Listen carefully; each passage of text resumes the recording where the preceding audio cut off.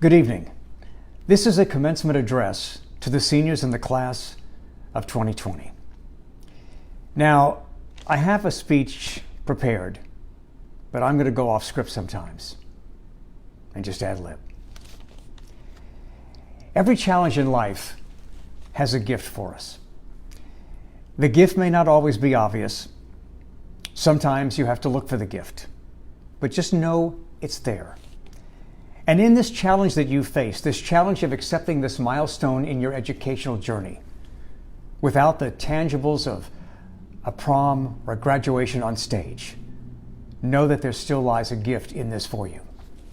You may not understand or realize the gift right away, but at some point in your lives, you will unwrap the gift that this presents, this intersection of the coronavirus pandemic and the end of your education.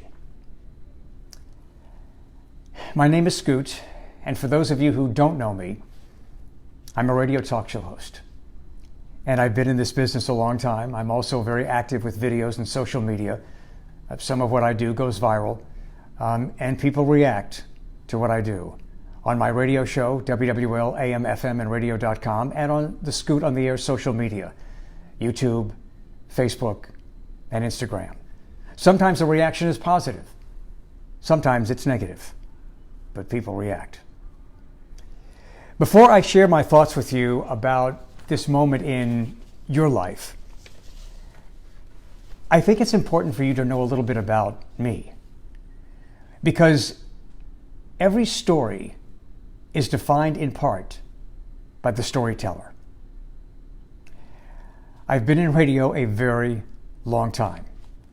Many of your parents listened to me when they were growing up. Many of your parents, and yes, even some of your grandparents, listened to me when they were your age. This marks the 50th year of me being in radio.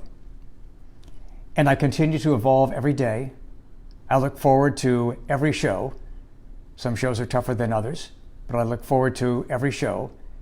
And I still don't believe I've done my best show yet, which inspires me every day.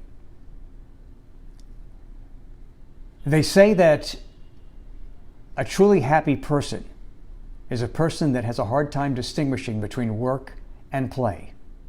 And I have to admit that what I do for a living is my hobby as well. But it wasn't always easy getting to this point. I was challenged. I had to make my own breaks to get in the business and to advance. I share this with you because sometimes you see somebody you think is successful and you think that everything was laid out for them, that they had it made, that they had all the breaks. Well, that's not true. I was no highly rated draft pick. I was more like an undrafted free agent that felt like he had to work harder than everybody else to get in the business and to stay in it. My first radio gig was in the early 70s. I was put on FM, an FM station in the morning. I was put on FM because nobody listened to FM at the time. In the early 70s, people listened to FM radio at night, a little bit in the afternoon. Mornings were a dead zone. Everybody was listening to AM radio stations. So it was an insult, but management put me in the morning on FM because nobody listened. Well, I decided to turn the negative into a positive. It occurred to me that people would be listening to personality-driven radio on AM. Why not do that on FM? They're not going to care whether it's AM or FM. They just care if it's entertaining. So, without the knowledge of anybody in America doing this, I started doing a personality show in the morning on an FM station. And it worked. It got ratings. I gave people a reason to listen to FM in the morning, and they listened. I didn't have a guide. I didn't know of anybody else doing this. But I followed a voice that I heard inside. I became popular, and one station hired me away from the other station, then another station would hire me away from that station, and I was making good money. The first part of my career was on music radio stations. About 1990, I realized that to remain relevant, I needed to change. I needed to reinvent myself. And I got this thought of doing talk radio. I was working for Magic 101.9, a music station here in New Orleans. The company also owned WWL, which was only AM at the time. I knew management was not happy with the person on the air from 9 to noon. He went on vacation, and I asked if I could do his show while he was on vacation. They agreed. I literally went from my morning show, Scoot in the Morning, on Magic, and I was on B97 and a number of other stations here in New Orleans and really around the country. I went from my morning show, 5 to 9, and literally walked down the hall into the WWL AM studios and did 9 to noon for a week. My goal was to prove that I was good, prove that I could do it. Within 6 months, I had the show. And the success of that show was incredible. But from the beginning, there were people around me in the business who were telling me I wasn't good enough. I wouldn't make it as a talk show host. People knew me on music radio. They would never accept me as a talk show host. Just like when I was put on in the morning on an FM station because nobody was listening, I followed this voice inside, and I did what I thought was the right thing to do. And it worked. The more people dismissed me, the more it inspired me to succeed. That was almost 30 years ago. And many people who criticized me are not in the business anymore. And I'm still doing radio today. And I am blessed. There's a lot more that goes into the story of the drive to my success, like understanding that my audience was listening to music radio and that at some point they would change. I had to evolve with them if I wanted to remain relevant and successful. And so I didn't listen to conventional wisdom. I listened to the voice in me. Today, baby boomers and the response that I get from millennials and Gen Xers is amazing. Politically and socially, I don't follow any trends. I'm not a conservative. I'm not a liberal. I'm a radical moderate. I'm a registered independent and damn proud of it. I refuse to be aligned with either cult, the right or the left. I've never been afraid to express my opinions, knowing that some people would disagree. And much of the disagreement, especially today, comes in the form of hate. Pure hate. Much of the hate is directed at me because of differing opinions. And sometimes the hate gets very personal. You might say that even today, I am bullied. I was bullied as a kid. I grew up with a very severe case of obsessive-compulsive disorder. It's under control now, but my life as a kid was horrible. I was shy. I lacked confidence. I got picked on a lot. And I'm not a big person. 5'7", 135 pounds. Society's awareness of bullying is relatively new. When I was in school, when I was growing up, we didn't have a society that talked about the terrible, unfair aspects of being bullied and the impact that it would have on a young person. We just had to deal with being bullied. We had no choice but to get over it. So I learned at a very early age that the way others treated me, what other people said about me, would never define who I am. And I live with that today. And I think our society should do all it can to discourage bullying. But I just want you to know, as a senior in the class of 2020, that you're going to be bullied in your life. It follows you into the real world, into the workplace. It continues in my life today. I'm grateful that I learned to deal with it early. My son Sean grew up during the grunge era. He went to a private prep school where kids wore Lacoste, Pearlis. The headmaster wore khaki pants and a blue blazer. My son wore Doc Martens, plaid pants with zippers and suspenders, and flannel shirts. Students mocked him. He was made fun of because of the way he dressed. But he was following a voice inside of him. And I told him that no matter what somebody says about you, it never defines who you are. Today, Sean continues to be a rebel in his own way, continues to follow his instincts, continues to follow that voice. And you know, it's not always easy to follow your instincts. You're graduating, and the fact that there is no formal graduation doesn't change the fact that you are graduating. You've made this accomplishment. If you have submitted to peer pressure and done things or not done things because you wanted to be accepted, because you wanted to fit in, you are defying something very special about who you are and who you can be.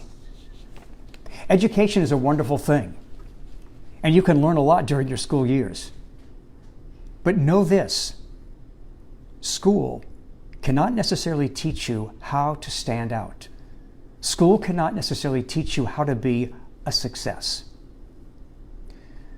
School does not teach you how to be unique. That comes from the voice that you hear inside. That voice telling you who you are. I had an amazing epiphany early in my radio career when I was on the air, just starting out. And I took some communication classes at Loyola University here in New Orleans.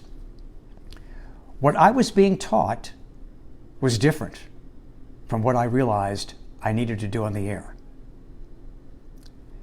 This is not a criticism or a slam of Loyola University or any university, but it is reality. I realized that what I was doing on the air was not taught in school. But I was blessed with the understanding that, in general, school does not teach us how to be a breakout success. You can study music, and you can go to a great music school. That school can teach you how to play music, but that school cannot necessarily teach you how to make a hit record. Great lawyers go beyond what they're taught in law school. Great doctors take what they've learned in med school, and they look for a way to do something differently. They look for a way to break away from the pack. They weren't taught that in school. They felt that inside, from the voice that they hear. Renowned architects learn the rules and then find ways to go beyond the rules, and that creates great architectural structures. And this is the case with whatever you're going to do after your graduation. Learn the rules and learn how to break the rules. I'm not talking about breaking the rules of a civilized society. I'm talking about not being afraid to color outside of the lines. Perfection is not entertaining. A perfect picture is not as visually compelling as a picture that is flawed.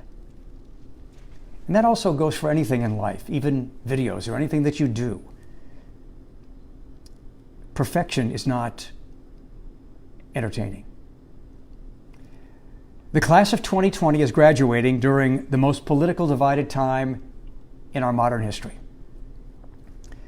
The divides are everywhere. The divides are deep. And I hope that you've managed to escape most of that and just enjoy your friends and enjoy being in school. But be prepared, because it's out there. The expressing of opposing opinions is as old as America, as old as the freedom to express those opinions. But something has changed. I often call myself a hostile witness to the baby boomer generation, my generation, because I recognize the hypocrisy of my generation. My generation had ideals. My generation was the anti-establishment rock generation from the 60s. The generation that wrote and sang songs about equality, about not judging others because of their skin color, their gender, nationality, religion, or sexual orientation. My generation rebelled against the establishment that at the time was being judgmental, and judgmental of us. And now, my generation is the establishment. And what has my generation become? But a generation that has fueled the teaching of fearing people who are different, of not understanding people who are different. Most embarrassing to me is the idea that my generation, the baby boomers, defied their parents' generation by accepting the LGBTQ community. The baby boomer generation was accepting of each other, regardless of sexual orientation. And that generation went on to throw gasoline on the fires of discrimination and railed against gay rights and same-sex marriage. It is embarrassing. When singer and disco queen Donna Summer passed away, I came to an interesting realization about my generation. Donna Summer had a few of the earliest disco hits. They were not played on the radio, but they were played in the gay clubs in the French Quarter here in New Orleans. Those clubs had the newest music, the best music, and they played songs before they appeared on the radio. While I was writing a blog about the passing of Donna Summer, I recalled how my wife and I and our married friends would often go dancing at the gay clubs in the French Quarter. I still do that. But I am shunned by many in my generation for going to a gay club. As if one has to be gay to go to a gay club.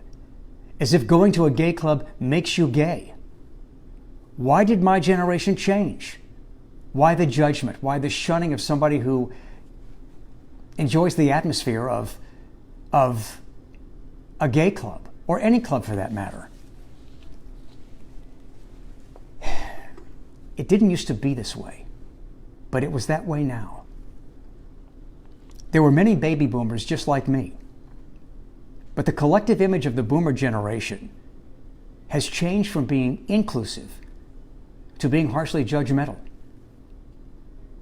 And that's why I often refer to myself as a hostile witness to the baby boomer generation. There are some things that I'm very proud of with my generation. I'm proud that we often don't act our age. I'm proud that we often don't dress or look our age. I'm proud that we still go to concerts, that we're still rocking. I'm proud that my generation, the baby boomer generation, was the generation that really ushered the opening of wearing jeans everywhere. There was a time that you would never wear jeans into a 4-star restaurant. Today, jeans are accepted almost everywhere. I think it was about 1975, 1976. It was a really popular nightclub in New Orleans, 4141. The band Led Zeppelin was in New Orleans. The limousine pulled up to 4141.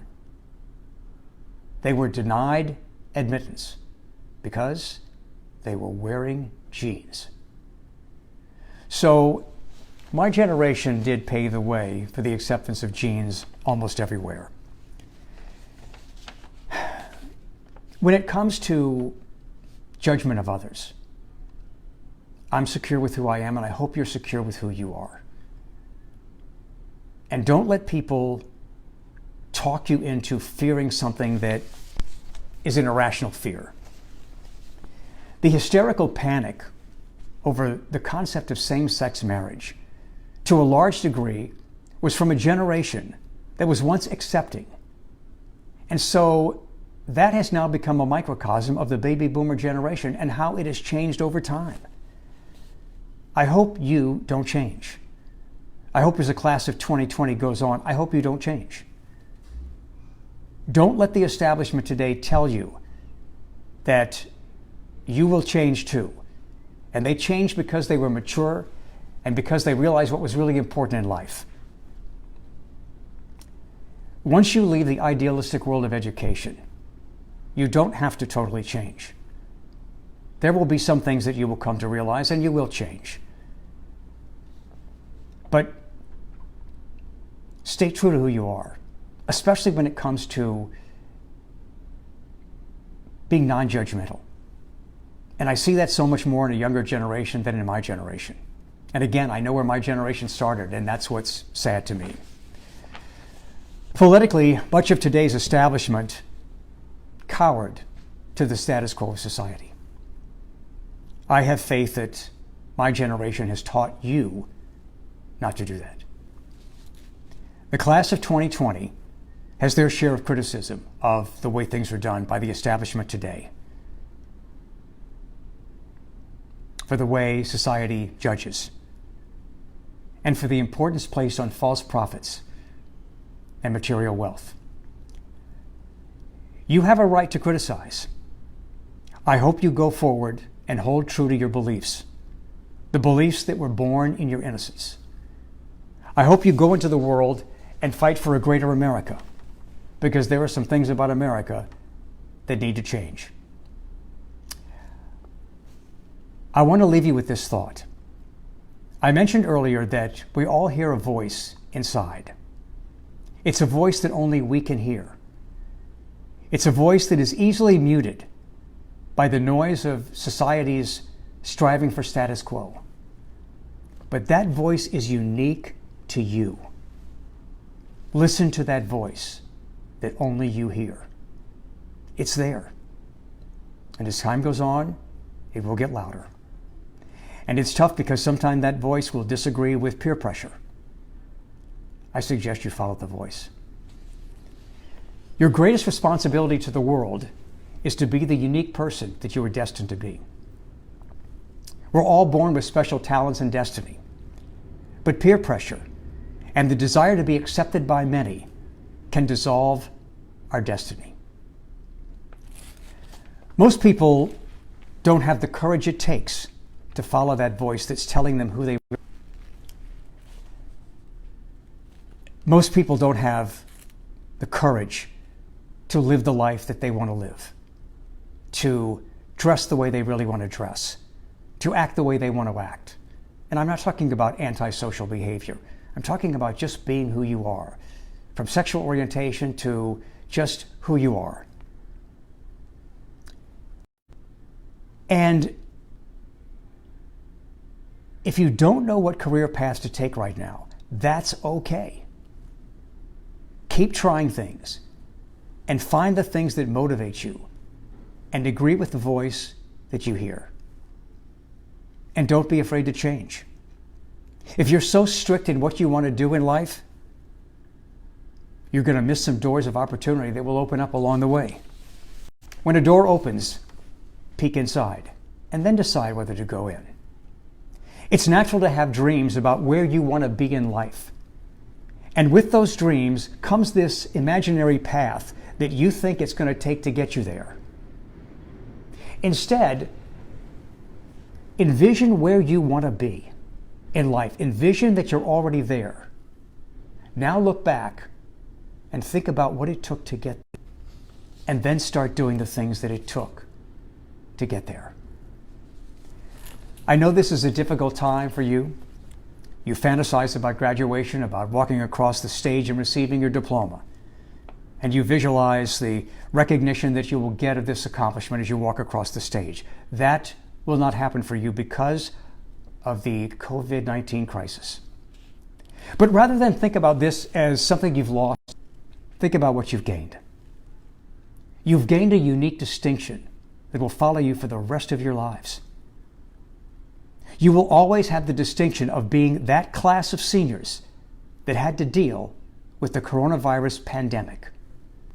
Whenever the conversation comes up at work or in your personal life, when people learn that you're part of the class of 2020, you will instantly be congratulated and for enduring a difficult time that no other seniors in memory have had to endure.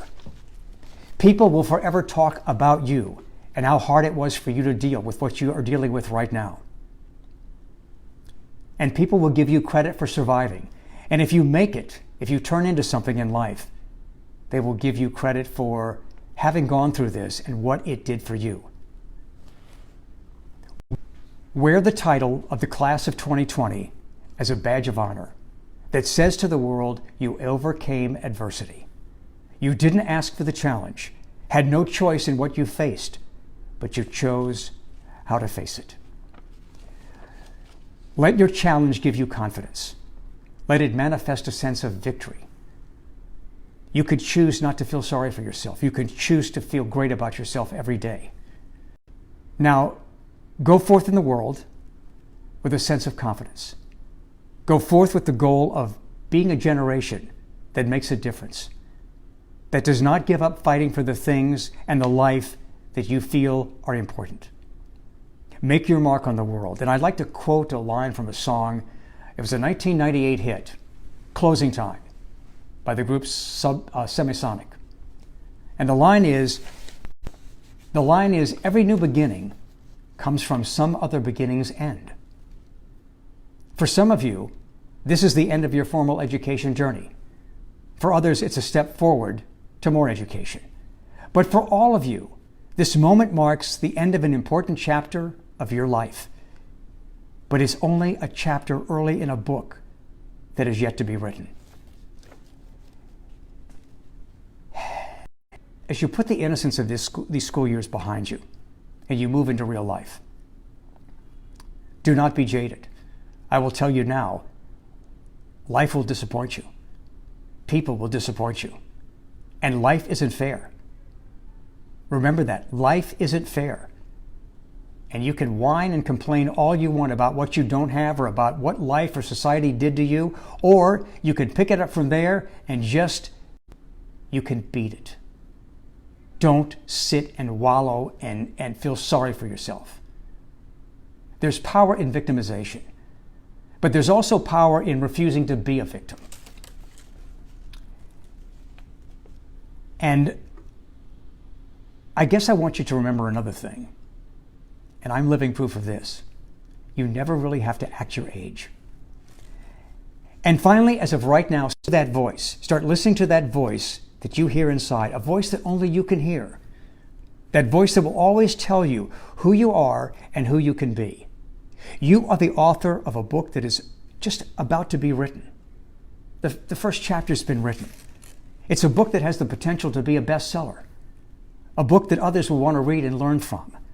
A book that will become your legacy in life. It has been my honor to address the class of 2020 at this moment when the end of something is the beginning of something new for you. God bless you. Go into the world and make a difference. And listen to that voice that only you could hear.